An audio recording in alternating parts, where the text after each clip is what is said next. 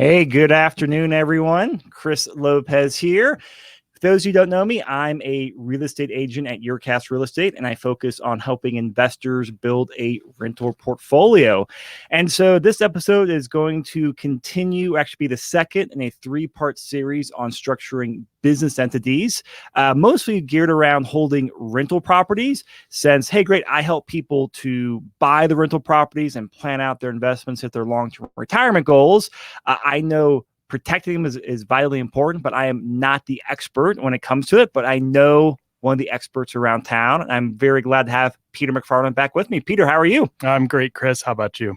I'm doing really good. So to bring him up to speed, this is the second of a three-part series. If you have not watched the first episode, I would definitely recommend checking that out first, because the way Peter structured these are to like build upon the previous one. So it's almost like a mini course curriculum where the second episode builds upon the first one, and the third one builds upon this one. So if you have not checked it out, make sure you do, because it gives you the foundation for what you need to know about business entities. And went over some very basic structures on what you can do as a real estate professional and also as a real estate property owner. So Peter, what are we talking about today? Yeah, we're taking business entities kind of one step further, right? Just exactly like you said last week, and with Business Entities 101, really we were just laying the groundwork, right? Some very general, broad concepts and rules, whatever, about using business entities and what they are and best practices. So today we're doing a deeper dive, looking more at business entities, and really business entities focused more on just rental properties, right? And how we approach rentals and larger portfolios with rentals, those kind of things, as well as I'm going to dive in to a lot about actually choice of entity, and so why you might choose, say, a LLC over a partnership, or why you might integrate a trust or not integrate a trust, or something like that. So it's more exciting for me today, at any rate, because we're talking about some maybe more specific and higher level issues rather than just like the very ground floor, right? Which is mostly what I wind up talking about when I go places and talk about business entities. So this is really cool. Good. Well, I'm looking forward to diving in, because I always learn quite a few things. I'm glad. Yeah. So this is me, right? Peter McFarland. I like to get up on my soapbox and talk a little bit about me. And for those of you who are listening and no visuals, it's just a picture of me, right? But basically, I'm a partner at Long Law Group. I'm a senior business advisor with Business Innovation Group. Those two companies are sister companies, and depending on the service you're looking for, you're going to partner with one of those two companies if you wind up working with us. But if I put up a slide about me and kind of talk about me and all of my laurels and whatever, that really is only like 1/8 of the picture or the puzzle, right? Because really with Business Innovation Group, it's funny, with the law firm, we're so tied into like, who are the attorneys and are they a partner, and who's putting in the billable time and whose expertise am I kind of getting. That's really a symptom of working with a law firm and the legal profession in general.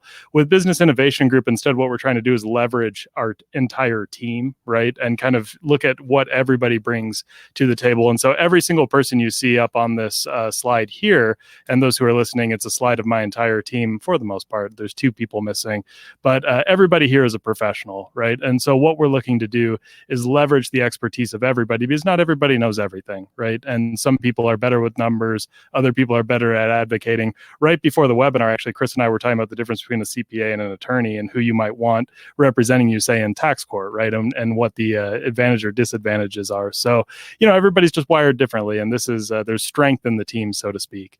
But with Business Innovation Group, we do business advisory and planning, revenue and profit improvement. We can do cash flow analysis and actually forecast out and look at the future and what that looks like.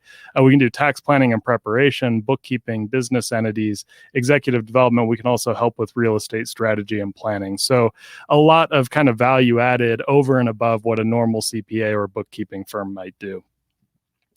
So with that, I'm going to give a little bit of an opening perspective. And if you were with us on the prior webinar about business entities, this is going to be a little bit of a review, but I wanted to kind of remind everybody of some of the real basics, as well as for our first-time listeners, at least give a little bit of a context of what I'm going to be talking about today. So this slide should look very familiar to anybody who's kind of gone through the analysis of what entities for real estate would look like, and particularly anybody who was on the call last week. But here, what we really want to set up for rentals is a master LLC. That master LLC is owned by 2 partners at least. So we want it to be a multi-member LLC. We're going to have that company file a tax return. And then below that, we're going to have sub LLCs. And those sub LLCs are 100% owned by that master LLC. If you're listening, it just basically forms a regular pyramid. And that master LLC is kind of at the top, and it owns the sub LLCs 100% underneath. And then the actual persons. So, for example, me and my wife, you draw the line above the master LLC because we're the people that own that master LLC, right? Correct. Yeah. And then you could even draw lines below the sub LLCs to the properties that they own, right? Because I want the sub LLCs to actually hold title to the properties. And then the master LLC indirectly owns the properties through the sub LLCs, if that makes sense. So I feel like you need a giant whiteboard at your office. Draw lines and circles. Is that the way you present it? We have a giant whiteboard in the office, yeah. But I actually don't use that. What I do instead is I have a notebook in front of me, and I literally just scribble the entire time. And by the end of the meeting, nobody can even recognize what I was drawing from the first point. But yeah, I mean, it's funny because it's such a visual, or it's easier to kind of envision it. And I'm such a visual person that it's easier just to draw it all out, right? So for those of you listening rather than seeing, you might be at a slight disadvantage, but I'm going to do the best I can to describe what I have on the slides here. So anyways, this is really the structure for rentals, what it is that we really want to look at setting up, and the best approach, in my opinion, here. Now, there's some value in structuring, right? And so for those who are listening, on this slide, on the left-hand side, I have that same structure we were talking about, that pyramid kind of structure. And then on the right-hand side, I've gone like totally overboard with a ton of extra entities and whatever. And the picture gets actually much more cloudy just because there's so many different entities on there: trusts and S corporations, family limited partnerships, and then the same structure that I've been talking about. So what I'm trying to kind of describe here, or get at here, is that I don't want people to think about like getting carried away, right? Asset protection's great. You should absolutely structure well and structure to accomplish your goals. But at the same time, you can get carried away, and you're going to spend more time running the structure, or thinking about like, okay, what entity owns what? And if I'm signing my name, what's my title as I work my way through this structure? It's just going to be more headache than it's really worth, right? And so, there are groups who like come into town, sell you on these giant packages, and then, 3 years later, you wind up in my office and we start talking about how to dismantle it, just because it's not worth the headache and hassle, right? So there's a value to what I'm talking about today, but like anything, everything in moderation, right? Don't get carried away. All right, so let's talk a little bit about choice of entity, like why you would choose one particular entity over another. Full disclosure, I'm not going to talk about corporations this week. I'm going to do a small choice of entity section on the entity 301 class, just because I think that it's better to talk about corporations when we're talking more about fixing and flipping or self-employment, rather than on the rental side. I never put rentals in a corporation, just as a rule. So, and by corporations, you mean like C corps and S corps? Correct. Yeah. Okay. So the way to think about that, Chris, is like on the state level, a corporation is a corporation, right? No matter what, you're going to file articles of incorporation with the Secretary of State. You're going to have your bylaws, whatever. The actual like structure for state purposes are identical, but then the difference between C and S is just the way that you're taxed and the way that the IRS is going to treat you. Okay. Yeah. So we can talk more about that kind of next week. But at the same time, today I'm not going to go through like the advantages and disadvantages of a corporation over anything else, because I think that's a discussion almost better saved for the next one. But everything else I'm going to talk about today, right? So, one option when you're looking at going out and holding an investment or getting into business or whatever it may be is to go with what's called a sole proprietorship, right? We also have limited partnerships or general partnerships. We have limited liability companies, and then you can throw trusts in there as well, right? And so today I'm going to talk about each of these different types of entities and why you're going to choose one over the other, or what maybe the advantages or disadvantages are. But hopefully, I think by the end of the discussion, what you're really going to find out is why everybody chooses LLCs and why LLCs are kind of the entity of choice. That's a little bit of a preview, right? But sole proprietorships, basically with this, you don't really incorporate or organize at all. It's just you out there as an individual and you're engaging in business, right? The advantages of doing that is simplicity. You basically aren't a business entity, a formal legal structure. And as a result, it's really just you. And for tax purposes, you're considered what's called a disregarded entity. And so everything is just going to flow back onto your personal tax return. You're not going to file a separate tax return at all. And really, come tax time, the IRS just ignores the fact that, potentially there's any kind of like structure or anything out there. Really, everything just flows back. So the advantages here is simplicity because, first off, there's no like annual filing with the Secretary of State. You don't really have to have like a separate business bank account. You don't have to worry about, a separate tax return, anything like that. But the trade-off for all of that simplicity is that there's no asset protection associated with this at all. Because it is you just out there doing business. If you get sued, whoever's suing you is just going to sue you, right? There's no liability veil. There's no layer there to try to break through. It's just you. So all of your personal assets are potentially open to make good on a judgment, right? The next disadvantage is you have a higher audit risk. These numbers are slightly old. It'd be interesting to see what the new audit figures look like, particularly after tax change, but it's just too early to see what the audit numbers look like after the increased standard deduction and all of that. But at any rate, these numbers are pretty trustworthy here. If you're a sole proprietor, about 1 in every 20 sole proprietors are selected for audit. Compare that to just creating an entity, getting the activity off of your personal tax return. That's about 1 in every 250 individuals. Why? I mean, obviously that's not a typo, but that really surprises me. Why? Do you know why? Or does it matter? Well, I'm just curious. No, yeah, I think it's a combination of things. I mean, first off, the IRS can't audit every single return that comes through, right? And so what they do is they select projects. And so what they basically say is like, okay, reasonable compensation in an S corporation, we're going to look at that as a project. 5 years of losses in a Schedule C, we're going to look at that. Travel, meals, and entertainment, if you have a lot of deductions in travel, meals, and entertainment on a Schedule C, we're going to look at that, right? And so you become kind of like part of this subcategory of returns that they're going to start looking at. And I know Schedule Cs in particular, because there's the potential to generate really large deductions on things that may not even be a business. It might be more of a hobby or something like that. That's a really hot button issue, and the IRS is always looking at that. Yeah. And then finally, because it all flows through onto your personal tax return, it doesn't even flow through. It's just on your personal tax return. There's really no tax advantages associated with this. There's no ability to plan around self-employment tax, and your planning opportunities are really limited. Again, sole proprietorships are all about simplicity, right? They're super simple. And for some people in the stage at where they're at in terms of launching their careers or their activities here, that simplicity is really great. That's what you want. But there are some pretty significant disadvantages to going forward this way.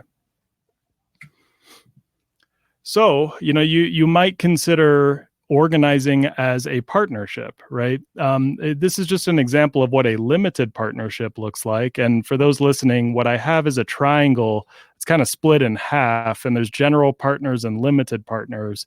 And what I'm trying to say here is that general partners have management in the partnership, and so they can make all of the decisions about what's going to happen with the partnership and how it's going to move forward, and what deals it's going to enter, who can sign checks, all that stuff, right? The general partners have the management capability, but the flip side of that is that they have unlimited liability for the obligations of the partnership. Right?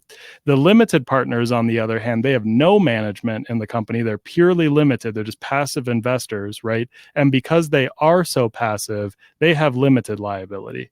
So here we're getting a little bit better than the sole proprietorship, because we are talking about limited liability, right? The limited partners are protected, but what really stinks is the general partners, they're stuck with unlimited liability, right? So if the partnership is sued, the general partners really don't have any protection associated with the entity, right? A general partnership, on the other hand, you can just get rid of the bottom half of this triangle here, and you'd only have the general partners who have all of the management, but they also have unlimited liability. And so there, we're just looking at unlimited liability for everybody involved. And at that point, you're just as good, just as well off as if you had done a sole proprietorship. Makes right? sense. Yeah. So let's go on to limited liability companies. Here I've kind of recreated the same idea. I have a triangle here, and the only people that I have listed are managers and members. And that's because there are members in a limited liability company. And then if you want, you can name managers as somebody who's authorized to kind of take care of the day-to-day for the company. Here, you have the member or the manager having management ability in the company, just like in the partnership, but the manager and the member has limited liability, just like the limited partners in a partnership. So rather than splitting it out and having general and limited partners, here you have people who have management and also limited liability. Right. So that's really why limited liability companies are one of the most popular business entities, right? And really the business entity of choice. When somebody comes into my office, 9 times out of 10, I'll set up an LLC. Yeah, I mean, that's for most of the stuff I've done and people I talk to, LLC seems to be like the go-to choice. Yeah. Yeah, it really is. And part of that too, and this is a little bit of a review, is that the taxation of LLCs is super flexible, right? And so LLCs showed up roughly in 1992. The tax code was drafted in 1986, right? And so the 1986 had the pre-existing categories of how things are going to be taxed: disregarded entity, partnership, S corporation, or C corporation. Well, the LLC can actually be taxed as any one of those things. It can be a disregarded entity, a partnership, an S corp, or a C corp. Compare that, for instance, just to a corporation. It can only be an S corp or a C corporation. It doesn't have the option of being a partnership or a disregarded entity. So LLCs are kind of like the best of both worlds, right? You get the really good asset protection where you can have the management decisions and all of that and still have the limited liability, but then ultimately you can still choose almost any way that you want to be taxed, right? So if you ever do just a really cool thought experiment, at least I think this is really cool, just drive down the road and just look at all of the business signs and just see like how many are corporations, how many are partnerships, and how many are LLCs. And you'll see that like 95% are LLCs. Yeah, the only ones who are left really are like professionals. Doctors and dentists still set up like PCs, professional corporations, and then lawyers. They can't set up LLCs, right? Or cannot? Well, so I actually thought for a long time, the way that the Colorado statutes were drafted, that you couldn't have a PLLC, right? Because that'd be like a professional limited liability company. I'm sorry, professional limited liability company. And for a long time, I didn't think we had what would be considered like an enabling statute that basically says, yes, you can go ahead and set one of these up. And I since have done a reverse course on that. I think I found some guidance. I can't remember if it was on the Secretary of State's website or where it was. But PLLCs, I think, are viable now in Colorado. But for a long time, there actually was some debate about whether that was allowed or not. Just for reference, I actually set up a PLLC for myself last year. So I believe in it so much that I did it for myself. So, but that's really for like doctors, lawyers, accountants, dentists, right? Somebody who has a professional license. And that'd be for their professional practice. So a dentist will have their dental practice in a a professional company, but they can still have LLCs for the rental properties. Correct. Yeah, absolutely. Yeah, the PLLC I set up was for my partnership interest in the law firm. Yeah. Okay. So I always get asked about trusts, right? Trusts are one of the maybe most misunderstood, or I guess maybe not misunderstood, but like most maybe like utilized, but in maybe not the best way thing that I may run across in my practice. It's kind of interesting, but a lot of people, what they want to do is they want to use a trust. And what they do is they create a revocable trust, and then they hold the title to the real estate in that trust. Part of the reason they may do that is because they think that it's going to give you asset protection. The other reason they may do it is if they're like a wholesaler or something like that, and they're just looking to offload the property to a subsequent buyer, right? And it's easy to assign the interest in the trust to whoever comes along next, right? Because then they're basically selling the trust Yeah. and not the actual contract or property, but some trust that owns the contract, owns the property, right? Exactly. Yeah. Yeah. That said, if you run into somebody trying to do this, have an attorney look at it. I'll say every single trust agreement that I've ever looked at that's been part of one of those deals has been incorrect. And the reason is because the person selling hasn't had the legal assistance and they haven't actually filled out whatever form they got or whatever, from a guru or whoever it may be, and they haven't filled it out correctly. So what you're really buying is a legal headache because, then somebody has to come back and try to fix the trust and try to, kind of sort through what actually should have happened there. Yeah. So at any rate, the advantages to a trust, and really the only time I ever use a trust is number one, to keep some privacy or anonymity in the public record. There is some value to using a trust for that, and the reason is because there's no like formal registration for a trust with the Secretary of State. Okay. Right. And so you could create a trust and then never in the public record would they ever find out like who the beneficiaries of that trust are. Right.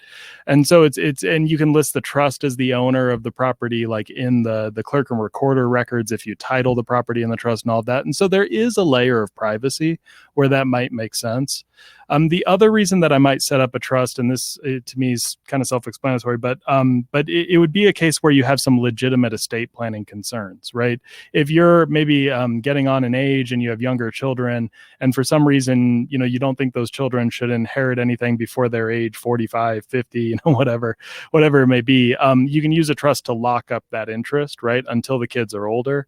Another reason might be if you have beneficiaries who have gambling or drug problems or something like that, you can lock it up, and then potentially those assets aren't going to be reachable by creditors if they run up a debt or something like that. So there may be legitimate estate planning concerns at play, and absolutely we should use a trust in those cases. But one of the reasons that I say that trusts are so widely misunderstood is that a lot of people come to me and they think that a trust is going to give them asset protection, and I say, well, maybe, but I ask them a little bit more about the trust and maybe a little bit more about what it looks like, and we find out that actually there's not going to be any asset protection associated with it at all.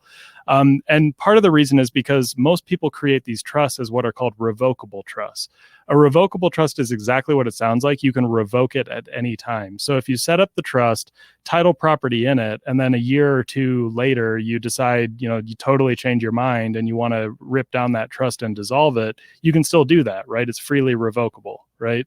The flip side of that coin is that there's also irrevocable trusts. And those are exactly what they sound like, which is once it's done and once you've put the property in there, it's a done deal, right? It's irrevocable. There's nothing you can do to get that to shut down and get the property back, right? The only way to do that would be to go to a court and appeal to a judge and just basically say, we need to change our approach here entirely, and then the judge has to agree with you, right? So at any rate, most people create these as revocable trusts because they want that flexibility, right? They want to be able to revoke it, get the property back and whatever. But in a case where you have a revocable trust, there's really no asset protection with that. Because let's say I sue somebody who has a revocable trust and they say, well, hold on, you can't reach this property because it's in trust. The judge is going to look at them and say, this is a revocable trust. Just revoke the stupid thing, pay your creditor, and let's be done with this. Like, what's the problem, okay. Right? Yeah, so it has to be that irrevocable trust. And so really when you think about it and think, well, would I use an LLC or would I use a trust, or how does that look like, right? An LLC is better because you can dissolve the LLC at any time, right? You're going to get the limited liability that goes along with it, but also you have the flexibility of dissolving it, getting the property back or whatever, right? It's just a better tool. Does that make sense? Yeah, that makes sense. Yeah. And so first off, there's that. And I mean, second off, you have three people in a trust. You have the person who creates it. Then you have the trustee, and the trustee is the person who makes all of the management decisions. And then you have the beneficiary, and that's the person who benefits from the trust, right?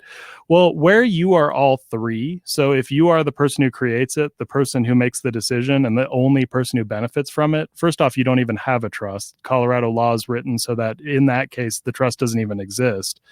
So you have to name like another beneficiary, right? Maybe your kids or a friend or a charity or whatever it may be. Or you can name somebody else as the trustee, the person who's in charge of managing the trust. But the problem there is that you have to get your trustee on board with any kind of management decision you may have, right? So they're going to have to cut the check. They're going to have to do whatever. If you want to upgrade something, the trustee is going to have to agree with you that actually it makes sense to upgrade that, right? And cut the check for it. So once again, you're just kind of giving up control when you don't really need to, right? If you could just set up an LLC and be the member or the manager of the LLC, you're really in charge and you're still going to get that limited liability. That makes sense. Yeah. And then finally, there's really no tax planning associated with the trust because most of these are drafted as what they call grantor trusts, which are just like a disregarded entity where everything flows through to your personal tax return. And so because there's no separate dedicated tax return associated with the structure, there's really no tax planning that's going to go along with that. So, again, just some disadvantages there. You can, once again, just kind of, tie it back, use a trust for anonymity or use it for legitimate estate planning reasons. But you're always going to pair a trust with an LLC to kind of get rid of the disadvantages of a trust and still have the advantages of a trust. And for most people, because we're looking at setting up that LLC anyways, then we say, well, do you really need the trust, right? Is it worth the extra headache or time, energy, and legal fees to set that up, right? So hopefully that makes sense as well. So I'm going to move on to my next topic here, unless we have any questions or anything. Or no, we don't have any questions on this. Great. Okay. Well, it must be making perfect sense, which is awesome. Well, it sounds like just do the LLC. Yeah, that's exactly it. Yeah. Did I convince you? Is that yeah? So yeah. But let's talk a little bit about liability veils more in depth. I talked about this a little bit last time and what this looks like. But when I refer to the liability veil or the LLC veil or the corporate veil, what I'm talking about is an actual kind of legal barrier between the company and you as the owner, right? And so I've put up another graphic here for those who are listening. And I have an LLC that's owned by two owners, and I have a property that's owned by the LLC. And what I have is a line between the LLC and the owners, and I'm referring to that as the veil, right? Okay. Yeah, and so that from a very high level is just a really good visual representation of like what a liability veil actually looks like. So if a tenant slips and falls at your property, they're going to try to pierce through that LLC and pierce through the veil to get back to the owners and their personal residence, retirement account, car, right? Anything like that. So this is traditional, what I like to call traditional veil piercing, where your tenant slips and falls and they're trying to pierce through the LLC kind of in the direction where they're going from the bottom, the property, up to the owners at the top, right? But there's also reverse veil piercing, and reverse veil piercing would be where the owner, for whatever reason, commits some harm. And here I have bankruptcy. It's like the owner would declare bankruptcy, right? And then in that case, potential creditors are going to try to pierce through the other direction and go through the owner, down through the LLC, down to the property itself, right? And so here, one thing to highlight would be that that your LLC is going to be strong and it's going to have good asset protection associated with it, right? Going back to the idea of the partnership, right? The limited partners are going to have a strong liability veil, and somebody's not going to be able to pierce through that. But for the general partners who have unlimited liability, there's no liability veil whatsoever. So if they have like a personal residence or retirement account, car, whatever, it's easy to get back through them to their personal assets, right? And the same goes for that sole proprietor. As I was saying, you haven't actually created a business entity or, incorporated or organized, and as a result, there's really no veil associated with that whatsoever either. Right. And so how do you go about kind of increasing your asset protection and making sure that that liability veil is going to be upheld? Well, again, this is a little bit of a carryover from last time, but we want to make sure that we're really good about meetings and minutes, right? At least have an annual meeting, make sure that you're talking about, big ticket items that are happening to the company and maybe even reviewing the financials from the prior year. Also keep formal minutes, right? Have somebody call the meeting to order. I like to use Robert Rules of Order kind of as a starting point. But at any rate, good to talk about what's happening with the company and document it at least annually.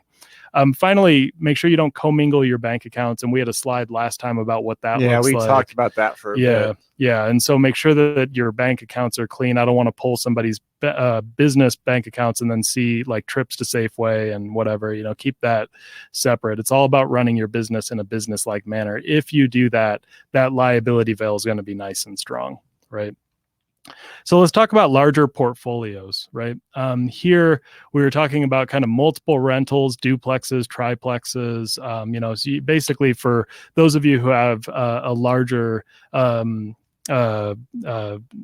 portfolio rather than just like one rental, right? And here I've put back up that slide where I'm talking about that master LLC with the multiple owners and the subs that are owned 100% by that master LLC. But that is a fine way to think about kind of putting your eggs in different baskets and getting your liability kind of spread out over a structure. But a lot of people ask me like, well, at what point do I create another sub LLC, right? Or how much equity in a property is too much, or whatever. And so to me, there's kind of three different methods to kind of think about isolating liability. One would be what I call the property method, which would be just, okay, one sub LLC per property, right? And so regardless of size, whether it's a house or a fiveplex. Exactly, right. And part of that thought process is, okay, you may start out with just the down payment and there may not be a lot of equity there, but over time it's going to grow. And then you don't have to like restructure the LLCs or create new ones and transfer title, midway through your ownership or something like that. It's just easy. One LLC per property and you're done, right? But for clients who have a lot of properties or are really aggressive in their growth or something, they may look at it and say, well, I don't want 15 LLCs, right? And that's totally valid. I get that. And so in that case, what we might do is switch more to like an equity method. And so we say, okay, we're not going to have more than $500,000 in each LLC, or we're not going to have more than $350,000 in each LLC. And so what you do is you kind of like group some properties that don't have a lot of equity yet, right? Kind of figuring that, okay, if something happens at one of those properties and sub LLC 1 is sued, well, losing 350 grand and the three properties that are in there, well, that's a really hard and difficult day to swallow. But at the same time, I haven't lost the whole structure, right? Because at least I've cornered off just that amount of equity in one LLC, right? And so that's another really valid way to think about this.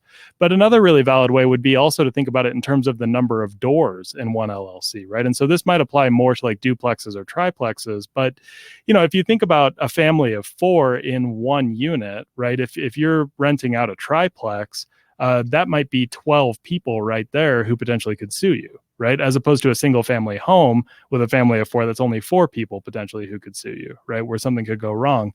And so you might look at it in terms of doors and just say, well, I don't want, 36 doors in one LLC while I have 2 doors over in this other LLC. Right. Okay. Right. Just because there's more people potentially where something could go wrong or they could hurt themselves.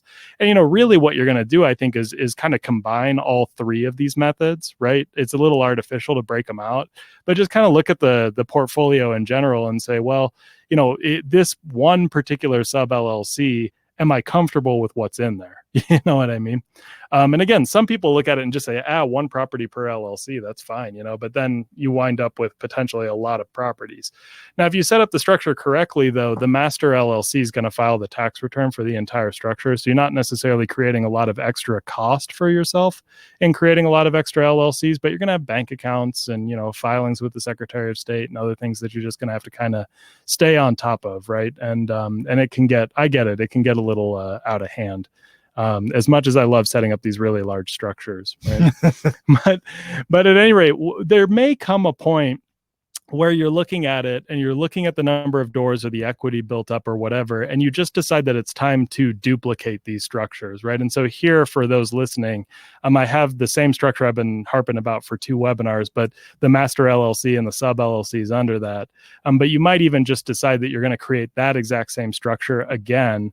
And that's even better for asset protection because you have more separation there, right? Like it'd be very difficult for somebody to jump from a property in one one structure like over to the other structure. So this is probably a little bit stronger, but it does come at the cost of an extra tax return, right? And so here, where we have what is this, 1, 2, 3, 4, 5, 6, 7, 8 companies, we're filing 2 tax returns rather than just the one, right? So yeah.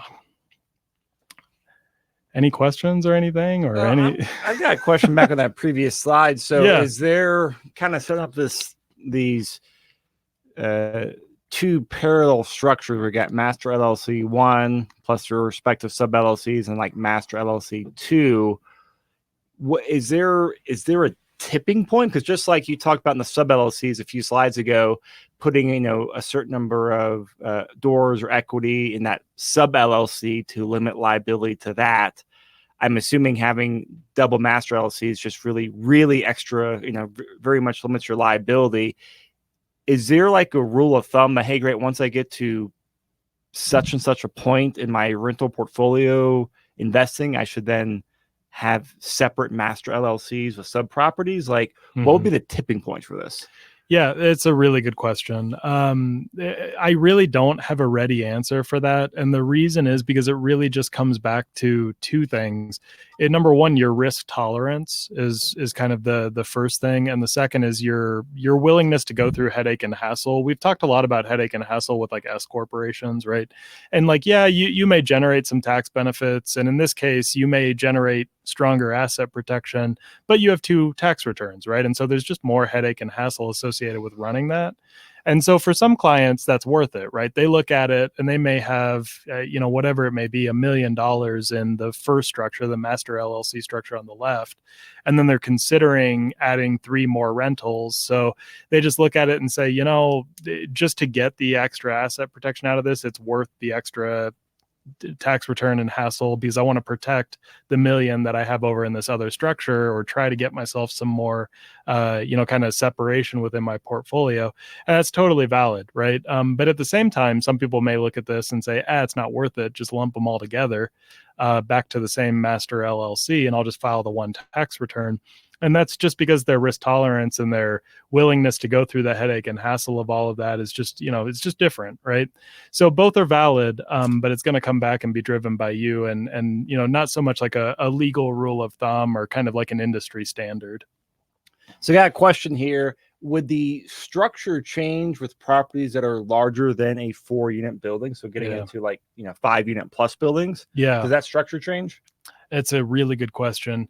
And I mean, I guess my two thought processes there is, number one, like once you start getting into the bigger properties, is it possible that you're going to get like self-employment tax because you're managing it or something, right? Now, if you have a property manager or something like that, you don't have to worry about that at all. And in this case, you're really looking at this structure. But what I'm really asking there is almost like a tax planning question, like, is the partnership tax return going to be the best treatment for you, or might it make sense to look at an S corporation? And in that case, we're absolutely going to run it in its own structure, because that S corporation tax treatment is going to require a totally different LLC and a totally different approach, right? But let's just assume that it's totally passive, right? That you have a property manager, you're just getting the passive rent on it.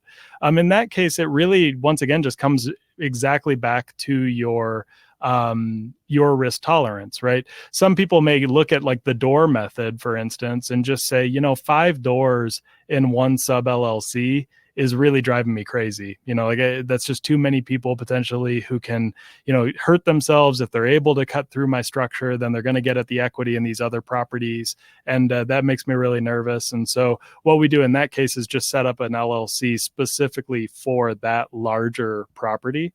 Right. And in that case, it probably would just be a master LLC all by itself with no sub. Right. But yeah, it's really going to be driven by those considerations and kind of when your tipping point is. Some people might look at a 5-plex. It's just so customized. Some people might look at a 5-plex and say, I'm fine putting that in the same structure as my single family homes. But then they get to 6 and they say, oh, no, that's too many. And so it's just different for really everybody. So here's another question. That's, if my leases are already in my own name and I transfer my properties to an LLC, is that enough? Is that enough to protect me, or do I need to re-sign all the leases in the LLC name outside my personal name? That's an interesting question I thought of before. Yeah. I mean, for me, I would absolutely get the leases assigned over to the LLCs. And the reason is because I want the tenants to know that they're going to sue an LLC and they're not going to sue you personally, right? They're by and large, they're not savvy enough to go look at the clerk and recorder records, to figure out who owns the property and is it going to roll back to an LLC. I think psychologically it's worth kind of playing that game and saying, no, it's in a company, it's in this limited entity, just to set the framework kind of early on, or kind of the thought process early on, that they're dealing with a company and not you personally. That's valuable there. But second, it goes back to your formalities again, right? And I was talking about how your formalities are really important for whether your asset protection is going to be upheld. Well, if your leases are in your personal name, but the property is actually in the business, there's a question there about, well, why was it drafted that way, right? And it may be a timing issue, which sounds like maybe the call of the question here is more of a timing thing. But what I would do is just assign the leases to the rental to the companies, right? That's a purely internal document that the tenant's not going to be involved with really at all, and then just provide like a formal notification to the tenant that just says, hey, the lease has been assigned to this company from now on, address all correspondence to this business at this address and whatever, right? I think taking that extra step just goes back to your formalities, and really if you kind of scroll back and think about it kind of from a high level, it makes sense, right? It makes sense that the owner of the property would actually have the lease. Great, thank you. Yeah, really, really good question. So that's all the questions on this round. Perfect. Yeah. So let's talk about where, right? A lot of people, this is one of the most common questions that I get asked is like, well, where are we actually going to organize? And doesn't, Wyoming or Nevada or Delaware, right? Don't they have good laws? And isn't it better to be out with them? All my credit cards come from Delaware. Is that right? I've never noticed everything from banks are they're all Delaware. Yeah.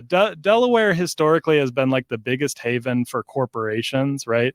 And it's really funny because then Nevada and Wyoming really started to go after LLCs to be like the Delaware of LLCs, right? So really interesting. But there actually is some validity to where you might go. This is called forum shopping, because basically what you're doing is you're shopping for the better law. You're shopping for where the places are maybe more friendly towards business owners and giving you the benefit of better law. But this is once again a case of maybe getting sold on this idea, and there's just not. When you really get down into the details and flesh it out, it doesn't actually make sense. And the reason I say that is because basically I'm going to start with choice of law. There's a concept where in the law called choice of law, which is basically the judge deciding what law they're going to apply. Right. And so if you are in, say, Wyoming and you get sued and your property's in Colorado, the harm happened in Colorado, you're in Colorado, the tenant's in Colorado, the judge gets basically asked the question, well, why am I applying Wyoming law when everything happened down in Colorado? Right. And so you have to overcome these arguments and prove that there's some compelling reason to apply Wyoming law. And I think when you go through that analysis, you'll actually find that most of the time they don't apply the quote unquote better law. So if you want to benefit from Wyoming's better law, and there's no doubt that it is better because it has charging order protection and other things, you have to buy your property in Wyoming. Right. But there's a problem with that. You're buying in Wyoming then. Right. Yeah. As opposed to Colorado. Right. And so I'm not advocating that. Right. Because I think that's ridiculous it's funny because a lot of times people want to like save so much money in tax that they like totally reinvent their life to like take advantage of all of these tax benefits. And I a lot of times I just have to say, back up and look at the big picture here. Like, like what actually are you accomplishing or what's your goal here? And it's like, if you want rental properties and you're here in Colorado, just just buy rental properties in Colorado and incorporate or organize in Colorado, right? Don't try to do this. But at any rate, the question is like, where are you conducting business? So let's say that you went ahead and organized up in Wyoming, and then you start renting property down here in Colorado. Well, you're going to have to register with both states. You have to register in Colorado as well as Wyoming. And so now you're paying 2 Secretary of State filing fees every single year. You have to file potentially an out-of-state tax return. Now, every state's different, and some of them don't require tax returns. But all the same, you have to look at tax compliance in both states. And overall, it's just adding more time, energy, and hassle just to do this. The biggest one that I think is it's really just egregious is Nevada. A lot of people get sold on this idea that they're going to organize in Nevada, they're going to have rentals in Colorado. Well, the annual fee with Colorado is $10, not a big deal. But out in Nevada, you have like a $200 filing fee with the Secretary of State, and then a $300 list of your officers. And so year over year, you're paying $500 just for the benefit of being out in Nevada, but you're not even guaranteed the protection of the quote unquote better law out there in Nevada, right? And so the take home idea here is just like, there's some validity to forum shopping, right? But if you're doing business in Colorado law most likely is going to apply. You're not going to benefit from being out of state, and just incorporate or organize with Colorado, pay the $10 Secretary of State and dance up and down, do a little happy jig that it's $10 and not $500, and just move on. Right. So hopefully that also makes sense there. So we had a question come in right as we were exiting out of the that last master LLC comparison with multiple ones. So question is, if I have a property in, LLC number 1 that's not held or owned by a master LLC, but it's owned by me as an individual, and then I sell the property owned by LLC and 1031 it into another property, can that LLC be rolled under a master LLC? Yeah, that's a good question. And that's better for you or for a 1031 QI? It would be worth talking to a 1031 QI because they probably have a perspective for sure. For me, it's funny because the 1031s, I actually looked at this issue now that I'm thinking about it. I looked at it, I think it might have been a year ago for one of my clients, or a year and a half ago. And ultimately, I did tell them to talk to the QI, the qualified intermediary. And that's the person who's going to help you with that 1031 or kind of help you identify your replacement property and make sure they have an eye to the deadlines and everything else. But at any rate, I think I ultimately told him to talk to his QI because they probably had a perspective. And I think they may have advised him to go ahead with the transfer, but that was actually against my recommendation. And so here's my thought process. There's a tacking period at the beginning of a 1031 and at an end of a 1031 where the owner has to be the same, right? And so basically to take advantage of a 1031, the owner at the beginning of the process has to be the same as the owner at the end of the process. And then they tack a bunch of time onto the end of the process and also at the beginning of the process. As far as I can tell, in tax court cases, in the Treasury regulations, in the tax code, there's no set time limit or anything that they look at this for it. But the tax community as a whole has kind of landed on 2 years, right? And so it's kind of like the owner has to be an owner for 2 years, then you can 1031, and then the owner has to stay the owner for 2 years on the back end, then you can switch the owner, right? So the QI ended up approving this, or I think said that they kind of gave their blessing to this. And the reason is because if you transfer the sub LLC from you personally over to the master LLC, the EIN, the employer identification number of the sub LLC doesn't change. And so the IRS more than likely is not going to be wise to this transfer because it's all reported under that EIN, right? And so that's technically maybe true. But if you go back to kind of the underlying law and regulations and everything kind of surrounding this, it kind of flies in the face of that because the owner after the transfer is not going to be the same for that 2 year period. Does that make sense? That makes sense. I've talked to one QI about this, just not quite this question, but very similar, and I can't remember the answer.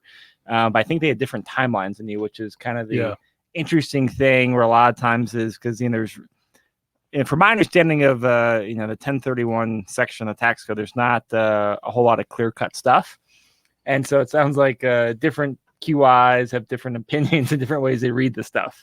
Is the way I've seen the chips fall as I've talked to different people and done my deep research on Google over the years. Yeah, no, I think that's absolutely true. And to be fair, especially when it comes to like 1031s or anything with retirement plans or whatever, I'm going to give a very conservative reading to this. Yep. Right. Because I really don't want to lead my client up a path. Number one, liability reasons, but number two, I care about my clients as people. I don't want to lead them up a path. Right. I get worried sometimes, maybe not so much with the 1031 QIs, but in like the retirement plan context, or sometimes I can tell that somebody's really just trying to close the deal, right? And kind of like get their commission or get, whatever it may be. And sometimes my conservative reading is different just because the motivations are a little bit different. You know what I mean?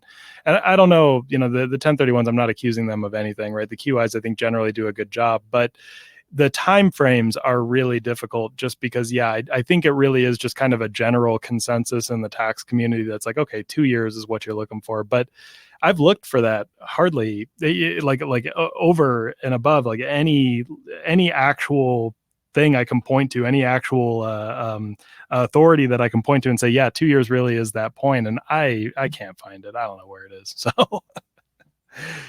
So, I mean, great question, but definitely reach out to 1031 QI. If you need one, email me. I can definitely connect you. But and Peter's, his main focus is protecting liability, where 1031s are focused on more on helping you defer your capital gains on selling property. So you got different people, both experts coming from slightly different angles as well. So keep that in mind. Yeah, that's true. And they're both things you want to consider because they both have, potentially huge consequences. Yeah. Yeah, they should go hand in hand, really. So at any rate, just to recap really quick, choice of entity, LLC by and large is going to be the way that you're going to go. Next time I'm going to talk about corporations and maybe why you'd choose one of those or advantages there. Liability veils, best practices, run your company well, cleanly, and with an eye to formality, right? If you do that, you're going to have a great liability veil, but also choose the right entity, right? If you're going to be a general partner in a general partnership or a general partner in a limited partnership, man, you're going to have problems, right? Same with a sole proprietorship. So choose your entity well, and then after you do that, just maintain your formalities, right? Larger portfolios, think about your risk tolerance and decide where it makes sense to split things off or get more, division within your structure. Maybe even think about starting fresh, right? And getting another tax return involved, disadvantage, but greater asset protection advantage associated with that. And finally, where, forum shopping is a valid concept, but you kind of have to then follow that forum and then buy your rental properties or whatever in that forum. So if you're here in Colorado, just incorporate or organize here in Colorado. There are still ways to maintain anonymity, to be safe, to be smart, to structure correctly, even here in Colorado. And the $10 Secretary of State fee year over year is really hard to beat. So, I have to give Colorado the easy plug there. So with that, feel free to reach out to me, to Chris, with anything. And Chris, thank you very much for having me here today. Of course, this is, like I said, I enjoy doing this because I always learn something. And then they're a great resource for my clients, also a great resource for a lot of other people just around the real estate investing community. All right, everyone. So I think we answered all the questions here. We had some really good ones come in. So if you got any more, save those for the third one.